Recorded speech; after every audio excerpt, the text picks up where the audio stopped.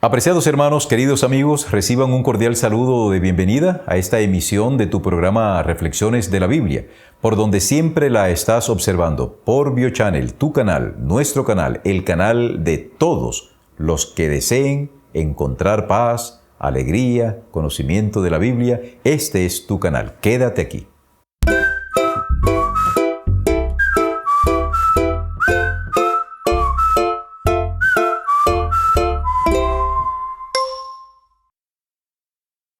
Para hoy lunes 19 de septiembre, el título de la lección es Despreciado y rechazado por los hombres. Hemos venido hablando de cómo fue la experiencia de Jesús mientras estuvo aquí en la tierra. El día de ayer hablábamos de que desde la niñez Jesús empezó a entrar en ese crisol. Él sufrió, padeció, no solamente porque era un niño puro, sino porque las personas lo trataban mal cuando así lo deseaba. Cierto es, y también hay que decirlo, cuando las personas entraban en contacto con el niño Jesús, ellos salían diferentes. Cuando Jesucristo, siendo niño, tenía alguna situación difícil, Él cantaba. Cuando Él estaba en el taller de su padre, según la carne, José, trabajando o aprendiendo el oficio, Jesús tarareaba, cantaba. Su voz debió haber sido muy maravillosa, muy melodiosa, al punto que las personas que lo oían cantar, parecía que sus problemas se le disipaban. Esa es una de las características que tenía Jesús. Y no solamente esa característica la poseía allá, en aquel entonces, también la sigue poseyendo hoy.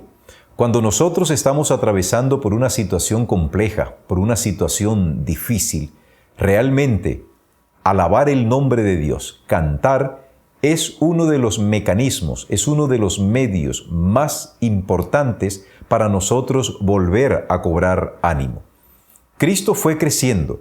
Decíamos que, según dice el Evangelio de Lucas, el capítulo 2 y el versículo 52, nos dice de la siguiente manera: Y Jesús siguió creciendo en sabiduría y en estatura y en gracia para con Dios y con los hombres.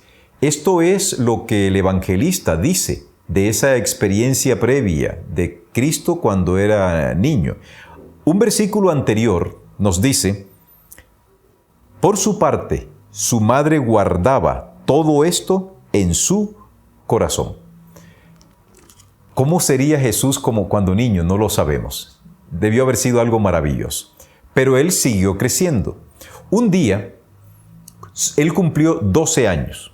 La costumbre hebrea, la costumbre judía, señala que un niño, cuando cumple 12 a 13 años, debe subir, debe acudir, debe ir por primera vez a Jerusalén. Me estoy refiriendo al tiempo de Jesús, porque de hoy pudiésemos decir otra cosa, pero estoy pensando en el tiempo de Jesús. Cuando yo digo que debían subir, acuérdese, mi amable oyente, que estamos hablando de manera literal, porque Jerusalén se encuentra a casi 800 metros. Póngale usted 700 y algo, pero es una ciudad relativamente alta comparada con el resto de la población del actual Estado de Israel. Entonces, todo niño debía subir a Jerusalén cuando cumplía 12 a 13 años. Antes de eso, no subían sus padres. Entonces, cuando Cristo cumplió los 12 años, ¿recuerdan ustedes ese episodio interesante que ocurre? Él va a Jerusalén, entra al templo, por primera vez tiene acceso al templo, queda fascinado por lo que ahí se veía, pero lo que más le llamó la atención y lo puso a meditar fue cuando se acercó al altar del sacrificio. En una meditación que solamente él comprendía, se quedó mirando todo lo que hacían los sacerdotes y repentinamente la luz procedente del cielo llegó a su mente y él comprendió que en ese símbolo él estaba representado. Se quedó allí, empezó a dialogar con los sacerdotes, con los fariseos, y los sacerdotes se quedaron tan maravillados del alcance, de la profundidad, del conocimiento que tenía Jesús de las Escrituras, a pesar de que era un niño.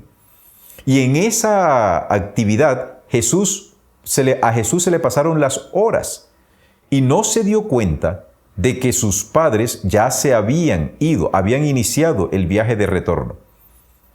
Cuando María y José se dan cuenta que Jesús no estaba con ellos, empezaron a buscarlo en los diferentes grupos de los peregrinos que iban retornando a sus tierras, a sus casas. Y ninguno de ellos daba razón de Jesús. Raudamente se devolvieron a Jerusalén y estuvieron buscándolo, dice el texto bíblico, por 3 días. Finalmente iban pasando por el templo y oyeron una voz que les era gratamente familiar, la voz de su amado Hijo. Subieron y lo encontraron tranquilamente sentado, hablando con los sacerdotes. ¿Dónde comió Jesús? Allí en el templo. La Biblia no entra en esos detalles, pero lo que sí sabemos es que Jesús tenía un conocimiento tan profundo de las Escrituras a pesar de que era niño. ¿De dónde tomó Jesús ese conocimiento? De la lectura que María le había enseñado a realizar de la palabra de Dios, de las Escrituras de su época, de todo el Antiguo Testamento. Los sacerdotes se quedaban absortos y ellos esperaban que si ese niño prodigioso pudiesen ellos ganarlo para su bando, este niñito se destacaría dentro de no poco tiempo. Pero lo que ellos no sabían es con quién estaban hablando. Jesús sí lo sabía. Y cuando María y José llegaron y lo encontraron tranquilamente hablando y compartiendo, aprendiendo, preguntándole a los hombres que se suponía debían tener el conocimiento de la palabra de Dios, ellos le dijeron: Hijo, ¿por qué nos has hecho esto?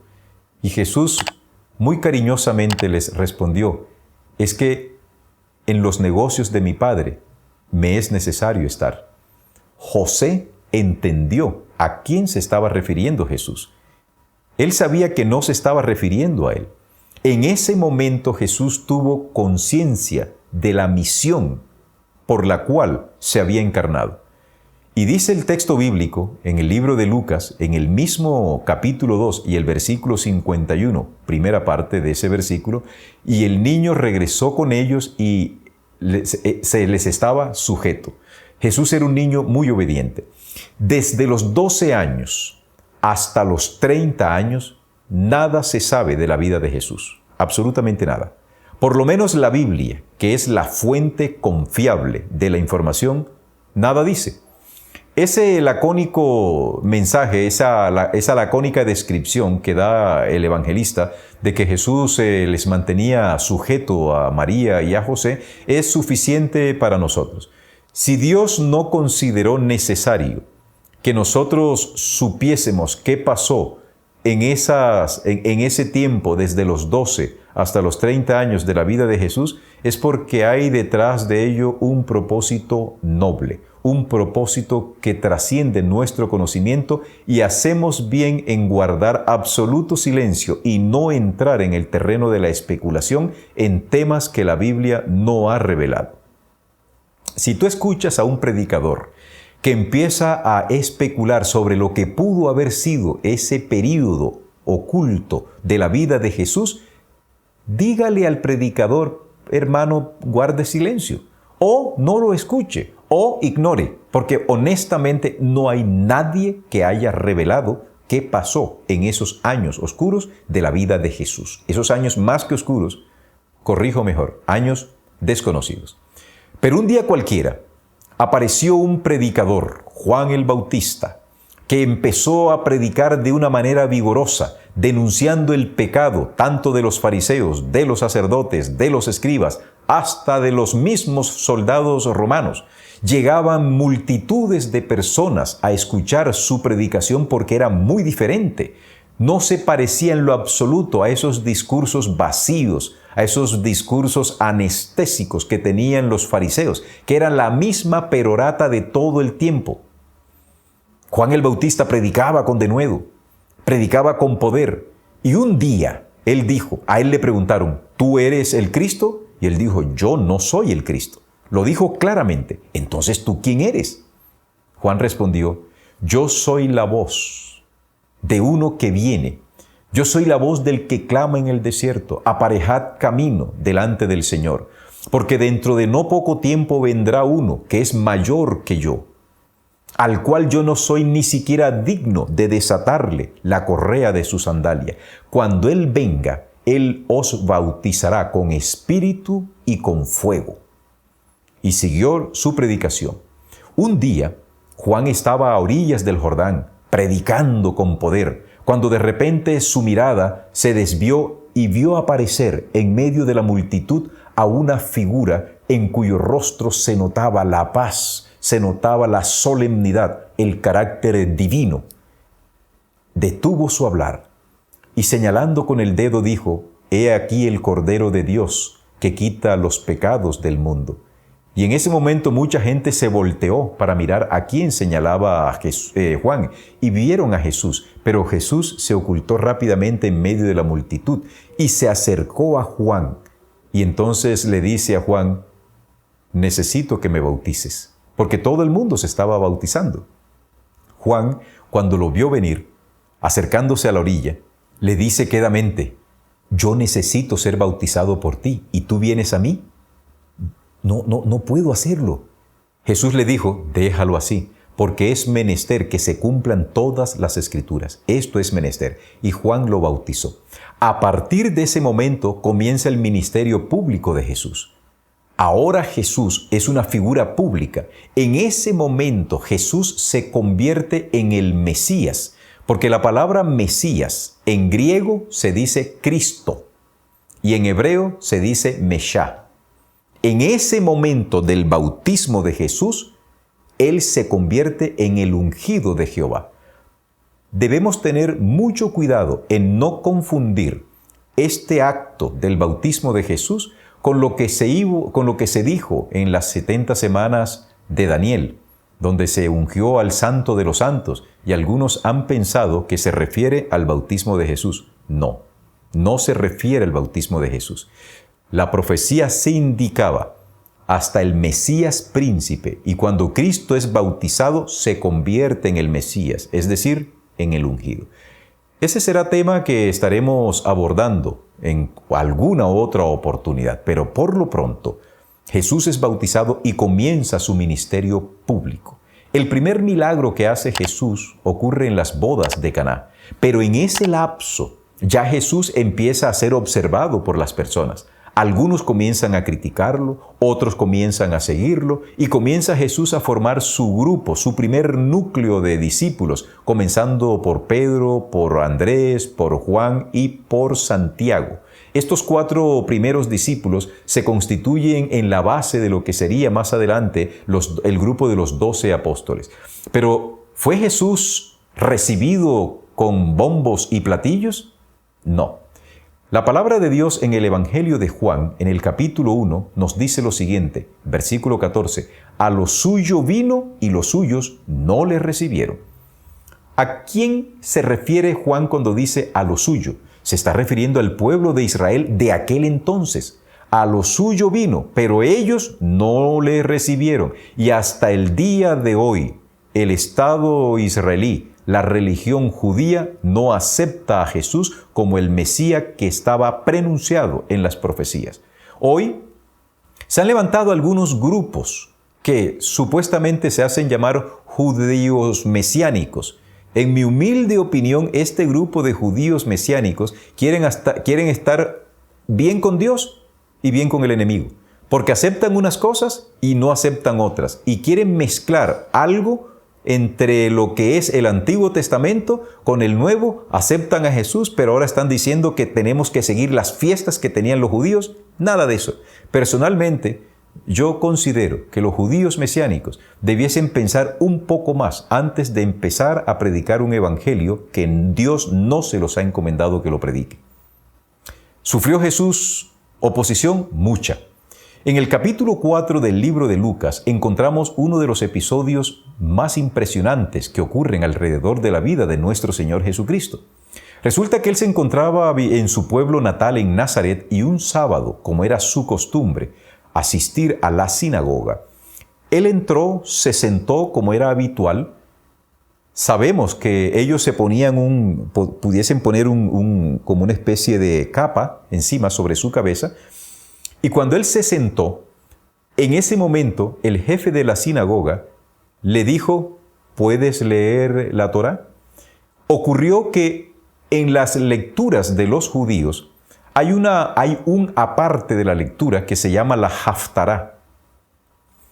Y por coincidencia, entre comillas, ese día sábado correspondía leer la lectura de Isaías 61. Por pura coincidencia Jesús estaba allí. Por pura coincidencia el jefe de la sinagoga le pide que lea ese pasaje. Y Jesús se para, toma el rollo, lee y dice, el Espíritu de Jehová está sobre mí, porque me ha enviado Jehová a predicar las buenas nuevas de la salvación, a proclamar la libertad de los cautivos. Y termina, cierra el rollo y dice, hoy se ha cumplido delante de ustedes esta profecía. Increíble. Los que estaban escuchándolo entendieron perfectamente lo que él quiso decir. Y se sentó. Cuando Jesús sale de la sinagoga, ellos, los que se habían gozado en que Cristo leyera la sección de la Haftará para ese día sábado, se molestaron tanto que lo tomaron, lo cargaron y a empujones se lo llevaron para un acantilado con el propósito de despeñarlo. De no ser por la intervención de los ángeles, que no iban a permitir que a Cristo le hicieran algo antes de que su tiempo llegara, los ángeles rodearon a Jesús y lo invisibilizaron. Y él pasó por en medio de la energúmena multitud y se fue como si nada hubiese pasado y la gente buscando a Jesús. Bueno, ¿y qué se hizo? ¿Ok? No fue que Jesús se hacía invisible porque él no usaba en ese momento ninguno de sus atributos divinos. Los ángeles lo rodearon y lo volvieron invisible. Pero la oposición fue tan grande que Jesús dijo, con razón, nadie es profeta en su propia tierra. Jesús fue despreciado, muchas veces fue rechazado. La profecía del profeta Isaías se cumplió, a él lo atacaron muy feo. Los fariseos le decían que él era endemoniado, que él expulsaba a los demonios por el poder de Satanás. Todo eso soportó Jesús en el tiempo de su ministerio con el único propósito de poder ganar la simpatía del pueblo y enseñarles que Dios los amaba. Hoy, mi querido hermano y amigo, la cosa no ha cambiado. ¿Cuántas personas se burlan de Jesús? ¿Cuántos lo desprecian? ¿Ustedes no han visto que hay grupos que se burlan de Jesús crucificándose? ¿Ustedes no han visto cómo hay pseudos cristianos que se hacen llamar cristianos y se burlan de Jesús también? Cada vez que nosotros decimos algo que vaya en contra de la palabra revelada de Dios, de una clara revelación bíblica, nosotros estamos haciendo burla de nuestro Señor Jesucristo. Y la peor burla que pienso le hacemos a Jesús es cuando Él nos dice, dame, hijo mío, tu corazón. Ven a mí tal cual como estás, y nosotros lo rechazamos. Estamos realmente burlándonos del sacrificio de Cristo. Quiera Dios que ninguno de ustedes, que ninguno de nosotros se burle de nuestro Señor, que lo aceptemos como el Rey de Reyes, que lo aceptemos como ese ser maravilloso que todos los días de nuestra vida nos da bendiciones hasta que sobreabunde. Que en este día, el segundo día de la semana, cuando salgas para tu trabajo, dale gracias a Dios.